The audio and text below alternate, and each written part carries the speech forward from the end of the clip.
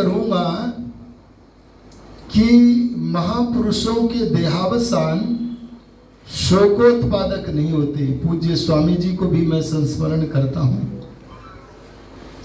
महापुरुषों के देहावसान शोकोत्पादक नहीं होते बल्कि प्रेरणादायक होते हैं।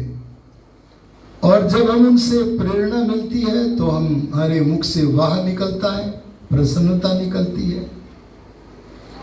तो दीपावली की पर्व की पर्वता को बढ़ाने के जहां बहुत सारे कारण हैं, उन कारणों में एक मुख्य कारण है महाभारत के बाद सबसे बड़ा आदमी जो पैदा हुआ, एकमात्र महाभारत के बाद जो ऋषि नाम का व्यक्ति हुआ, वो ऋषि दयानंद के देहावसान का दिवस था। इस दिवस ने, इस दैवी घटना ने दीपावली के पर्व की पर्वता को और बढ़ाया है। तो इसलिए जहां हम सृष्टि के आरंभ से चले आ रहे, अज्ञात काल से चले आ रहे दीपावली पर्व को मनाते हैं। दीपावली के पर्व में हम सदा से दो काम करते आ रहे हैं। एक कार्य तो यह है कि नई फसल से जो नया अन्न उत्पन्न होता है, उस नए उत्पन्न को खाने के योग्य बना लेते हैं। अरे बोलो, क्या बना लेते हैं जी? खाद्य बना लेते हैं। और आर्यों की परंपरा है कि कोई भी अन्न खाद्य तब बनता है जब हम उसका पहले बलि वैश्व देव यज्ञ कर ले, अतिथि यज्ञ कर ले। इसके लिए हम घर घर उस नवीन अन्न के यज्ञ करते हैं, खील आदि की आहुतियां देते हैं। और केवल घर घर ही यज्ञ नहीं करते, बल्कि आमोद प्रमोद का यज्ञ का प्रचार प्रसार करते हुए सामूहिक शारदीय नव सस्येष्टि यज्ञ का भी आयोजन करते हैं। इस यज्ञ में जहां खील आदि नवीन अन्न की आहुतियां देते हैं, वहां इस अवसर पर भेषज यज्ञों के आयोजन भी करते हैं। कौन से यज्ञों के आयोजन जी? भेषज यज्ञ। आज यज्ञ के विषय में बड़ा कम अनुसंधान हो रहा है, लेकिन जो औषधियों के विद्वान हैं, ऐसे विद्वानों को ब्रह्मा बनाकर उनसे औषधियों को जानकर ऋतुओं की संधि के काल में जो जिस संधि काल में उपयुक्त औषधियां हैं, उन औषधियों से युक्त समिधाओं का निर्माण करके, जैसे आजकल डेंगू जैसे रोग पैदा होते हैं, वे पैदा ही न हो, उनके संशमन के लिए, उनके उत्पन्न होने से पहले ही वातावरण की संशुद्धि के लिए हमें बड़े बड़े यज्ञों का आयोजन करना चाहिए। ऐसे भेषज यज्ञ और नवसस्येष्टि यज्ञों का जो हमारा सनातन पर्व है, वो सांस्कृतिक पर्व है, उस पर्व का नाम है नवसस्येष्टि। नव माने नया, सस्य माने बोलो फल, फसल, और इष्टि माने यज्ञ। नए फसल के यज्ञ को बोलते हैं नवसस्येष्टि। इस पर्व की पर्वता को महर्षि दयानंद जी महाराज ने बढ़ा दिया है। महर्षि दयानंद के विषय में जितना भी कहा जाए कम है, क्योंकि अगर किसी महापुरुष के विषय में बोलने पर वक्ता को धर्म संकट होता है, तो ऋषि दयानंद के विषय में बोलना होता है। क्यों? क्योंकि इतने बड़े आदमी के बारे में छोटा मुंह बड़ी बात हो जाती है। और क्या बोले क्या छोड़े। अभी आपने जो चलचित्र देखा है ना, वो तो ऋषि दैन्य के समुद्र में से बूंद की तरह है बस। और मैं भी जो बोलूंगा वो भी बूंद से अधिक नहीं बोल सकता। एक बूंद के तुल्य भी अगर मैं बोल गया तो बहुत बड़ी बात होगी। इतना विशाल ऋषि दैन्य का व्यक्तित्व और कृतित्व है। अगर हमें एक सभा में एक बिंदुवत भी सुनने को समझने को मिल जाए तो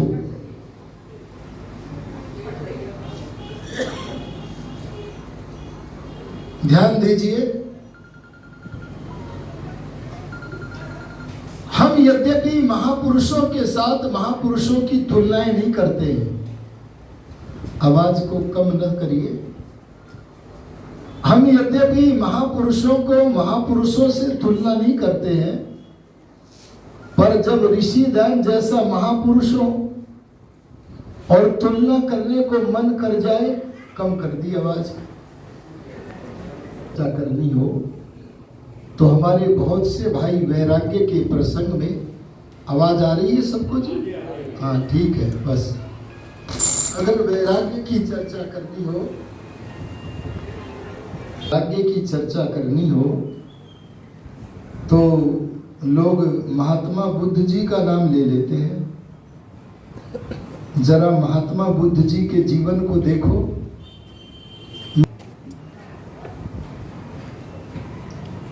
महात्मा बुद्ध जी को वैराग्य हो गया, घर छोड़ करके जाना चाहते हैं, विवाह हो चुका है और जब घर छोड़ करके जा रहे हैं तो जाने से पहले एक बार वैराग्य और मोह का युद्ध मन ही मन में प्रारंभ हो जाता है। और मोह कहता है एक बार चलने से पहले अपनी पत्नी का चेहरा देख ले। आइए आदरणीय अवरींद्र जी, एक बार चलने से पहले अपने बेटे के चेहरे को तो देख ले। और बस महात्मा बुद्ध अपनी पत्नी, सोई हुई पत्नी के चेहरे को देखते हैं और अपने बेटे के चेहरे को देखते हैं। मोह और वैराग्य के संग्राम में अंततः वैराग्य की विजय होती है और महात्मा बुद्ध मोह में न फंसकर वैराग्य से युक्त होकर घर छोड़ करके चले जाते हैं। समय बढ़ता है। समय बढ़ने पर इतिहासकार लिखता है कि महात्मा बुद्ध अपनी जन्मभूमि पर फिर आते हैं और जन्मभूमि पर जब आते हैं तो लोगों की स्वागत में भीड़ लग जाती है। और उस भीड़ में इतिहासकार कहता है कि उस भीड़ में महात्मा बुद्ध की आंखें किसी को ढूंढ रही हैं। अजी बोलो, किसे ढूंढ रही थी? अपनी पत्नी को ढूंढ रही थी।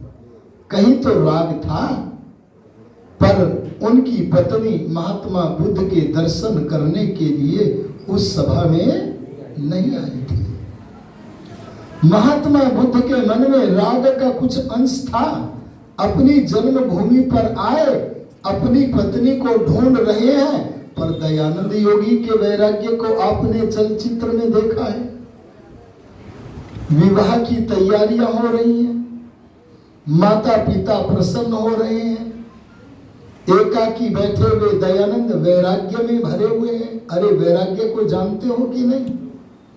वैराग्य माने ज्ञान की अंतिम सीमा का नाम है वैराग्य।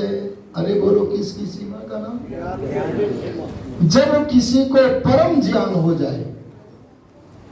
एक तो पढ़ करके होता है, एक पढ़ करके नहीं, अच्छी तरह से पहले श्रवण करो, फिर मनन करो, फिर धारण करो और धारण करके जब साक्षात्कार हो जाए, यह ज्ञान की अंतिम अवस्था, इसी का नाम है वैराग्य। अरे बोलो, वैराग्य माने पूर्ण ज्ञानी। तो वैराग्य की पूर्ण अवस्था में भरे हुए दयानंद मन ही मन में विचार रहे हैं। आज मेरी माँ कितने मंगल गीत गा रही है, प्रसन्न हो रही है, मेरे विवाह की प्रसन्नता मना रही है। लेकिन जब मैं घर छोड़ करके सदा के लिए उड़ जाऊंगा तो यही मेरी माँ रोदन करेगी। और आर्यो इतिहासकार लिखता है, दयानंद एक बार चले तो गए पर दोबारा लौट कर आना तो पड़ा एक बार, पर पकड़ करके लाए गए। सिद्धपुर के मेले में ऋषि दयानंद के पिता खोजते खोजते पहुंच गए और उस विवरण को ऋषि दयानंद अपनी लेखनी से लिखते हैं। उस समय मेरे पिता ने मेरे बर्तन तुम्बे को तोड़ दिया, मेरे काशाय वस्त्रों को फाड़ दिया और मेरे को बड़े कठिन कठिन शब्द कहे। अजी कैसे कैसे? कठिन का मतलब क्या है? क्या व्याकरण की दृष्टि से कठिन थे कि जिनके अर्थ समझ में नहीं आए हो? ऐसा नहीं, बल्कि कानों को कठोर लगने वाले होने के कारण उन्हें क्या कह रहे हैं? बड़े कठिन कठिन कानों को कठोर लगने वाले शब्द कहे। आहा, दयानंद उन कठोर शब्दों का वर्णन भी नहीं कर रहे हैं और अपने श्रोताओं से छिपा भी नहीं रहे और बोले मेरे पिता ने मुझे बड़े कठिन कठिन शब्द कहे और चले आए। अच्छा, जब चले आए बंधन में बंध करके, तो क्या बंधे? जागते रहे। यो जागार तम ऋचः कामयन्ते। वेद में कहा है जो जागता है वेद के मंत्र भी उसे चाहने लगते हैं। ऐसे दयानंद बस एक बात देखते हैं, चाहे दिन में अवसर मिले चाहे रात में अवसर मिले, निरंतर 3 दिन और 3 रात तक दयानंद जग रहे हैं। बस इस प्रतीक्षा में है कि प्रहरी सोए और मैं सदा के लिए उड़ जाऊं। एक रात में अवसर मिल गया, पहरेदार सो रहे और पहरेदारों को सोए देखा तो हाथ में लोटा ले लिया और लोटा इस बहाने के लिए दिया कि लोग पूछेंगे कहां जाता है तो कह दूंगा सोच के लिए जा रहा हूं। जाना सोच के लिए नहीं था, पर बहाने के लिए हाथ में लोटा ले लिया और सदा के लिए उड़ गए और उन रास्तों से निकल के गए जो प्रसिद्ध मार्ग नहीं था। और एक मंदिर में एक पेड़ भी दिखाया था चलचित्र में, उस पेड़ में भी पहरेदार ढूंढते ढूंढते आ गए और बड़ा सघन पत्तों से भरा हुआ वो पेड़ था।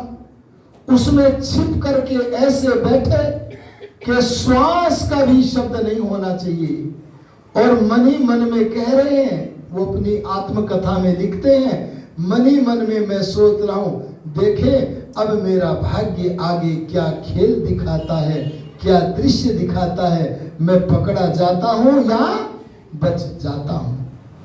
और जब चले गए हमने सुना है कि गुजराती माताओं के अंदर अपने बच्चों से बड़ा मोह होता है, पर दयानंद गुजराती जब टंकारा से निकल गए तो महात्मा बुद्ध की तरह क्या अपनी जन्मभूमि पर लौटकर अपने मित्र बंधु बांधवों से बोलो मिलने के लिए आए? अरे बोलो आए? कैसी ज्ञान की पराकाष्ठा थी, क्योंकि मन में एक लक्ष्य था, क्या? कि मुझे सच्चे शिव को प्राप्त करना है। बस यही अपने आंखों के आगे लक्ष्य था। शास्त्रों ने कहा है अपने आंखों के आगे लक्ष्य को ऐसा एकाग्र बना के सारे जीवन देखते रहो कि आपको अपने लक्ष्य के अलावा कुछ भी नजर नहीं आना चाहिए। एक विद्यार्थी अगर अपना लक्ष्य बनाता है, मैं IAS बनूंगा, तो काम तो बहुत सारे करता है, पर सारे कामों के रुख अपने लक्ष्य की तरफ मोड़ लेता है। अरे तू नहाता क्यों है? बोले IAS बनना है तो नहाना तो पड़ेगा। अरे तू भोजन क्यों करता है? बोले IAS बनना है तो भोजन तो करना पड़ेगा। ऐसे ही एक ही लक्ष्य बनाया, भगवान का उज्जवल प्रकाश प्राप्त करूंगा, भगवान का आलिंगन करूंगा, आनंद प्राप्त करूंगा। इस एक लक्ष्य को सारी जीवन देखता रहा एकटक। इससे दो लाभ ऋषि दयानंद को हुए। एक तो उन्हें अपने लक्ष्य मोक्ष की विशेषताओं का पता चल गया और दूसरे मोक्ष को प्राप्त करने की शक्ति का, अरे बोलो किसका, ताकत का जागरण हो गया। ये वैराग्य अगर हम सबसे बड़ा किसी महापुरुष में देखते हैं तो वो देवता था महर्षि दयानंद।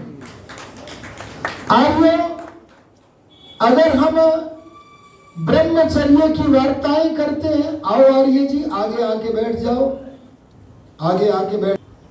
अरे बोलो जी किसका, बोले अटल ब्रह्मचारी है भीष्म की तरह। भीष्म का ब्रह्मचर्य जगत में प्रसिद्ध है और मैं महात्मा भीष्म ब्रह्मचारी भीष्म के ब्रह्मचर्य को नमन करता हूं। लेकिन जरा दोनों के इतिहास का अवलोकन करके देखें। भीष्म पितामह ने ब्रह्मचर्य धारण क्यों किया था? अजी बोलो, प्रयोजन क्या था? अपने पिताजी की संतुष्टि के लिए किया था। लेकिन उपनिषदों को पढ़ना, आज माइक उतना अच्छा नहीं है, कुछ ना कुछ अध्यात्म के ग्रंथों को, उपनिषदों को पढ़ना, परमात्मा ज्ञान के ग्रंथ उपनिषदों को पढ़ना और उनसे पूछना ब्रह्मचारी क्यों बने। तो उपनिषद के ऋषि कहते हैं यदि छंतो ब्रह्मचर्यम चरन्ति तत्ते पदम संग्रहेण ब्रवीमि ओमित्येतत्। बोले ब्रह्मचर्य जिस प्रयोजन के लिए लेना चाहिए वो ब्रह्मचर्य को धारण करने का एक ही प्रयोजन है। अरे बोलो क्या है? ईश्वर की प्राप्ति। अरे बोलो क्या है? मोक्ष की प्राप्ति। ऋषि दयानंद ने किसी सांसारिक मनुष्य की संतुष्टि के लिए ब्रह्मचर्य को धारण नहीं किया, बल्कि संसार का उपकार करना और परमात्मा की प्राप्ति करने, इन दो लक्ष्यों को सामने रख करके महर्षि दयानंद ने ब्रह्मचर्य का धारण किया। महर्षि दयानंद के ब्रह्मचर्य का मैं क्या वर्णन करूं। अभी चलचित्र में दिखाया जा रहा था कासगंज की घटना को। मैं भी पीछे कासगंज आर्य समाज में गया और वो चित्र जो था यहाँ चलचित्र में, वो हमारे पीछे मंच के पीछे वही वाला चित्र मैंने देखा लगा हुआ था। और आर्य समाज के लगभग बाहर वो दो सांड थे जिनको ऋषि दयानंद ने हटाया। मैंने पूछा कि तुमने श्रुति परंपरा से जो सुना है सुनाओ। बोले कि दो सांडों की बड़ी भयंकर लड़ाई हो रही थी। सारे लोग अगल बगल के डर गए थे, घबरा रहे थे, पर दोनों सांड भी बलवान थे, मान के देने को तैयार ही नहीं थे। एक दूसरे की जान के प्यासे थे, हार मानने को तैयार नहीं हो रहे थे। सारे मनुष्य मंडल वो भयभीत था। उधर से ऋषि दयानंद आ रहे हैं तो किसी ने कहा बाबा उधर मत जाओ, बड़े बलवान दो सांड लड़ रहे हैं, वहां खतरा है, मत जाओ। आहा, तब अद्भुत ब्रह्मचारी को क्या खतरा, उसे तो अपने बल के विषय में बताए। और हर आदमी को अपने बल के विषय में पता होता है, हर व्यक्ति को अपने बल के विषय में पता होता है। बस महर्षि दयानंद चले गए। उन्हें पता था दो सांडों का बल मेरे बल के सामने कोई मूल्य नहीं रखता है। और बस वे प्रसन्न होकर के चले जा रहे हैं और दोनों सांडों के सींगों को पकड़ा और पकड़ करके यो बल पूर्वक दोनों को एक दूसरे की विपरीत दिशा में धकेल दिया। और सांड यही तो चाहते थे कि किसी तरह से लड़ाई न करने का मौका मिल जाए, जान बचे। दोनों डर रहे थे और बस दोनों विपरीत दिशा में भाग गए। सब लोग ऋषि दयानंद की जय जयकार करने लगे। अरे ब्रह्मचर्य की घटनाओं का मैं कहां तक वर्णन करूं। एक बार ऋषि दयानंद जी नदी में स्नान कर रहे हैं। नदी में स्नान कर रहे हैं और बस स्नान करने से पहले व्यायाम आदि करके बालू के रेत में निमग्न हैं, आराम से लेटे हुए हैं। 4 दुष्टों को भेजा गया, बोले तुम्हारा काम यह है कि तुम चारों बलवान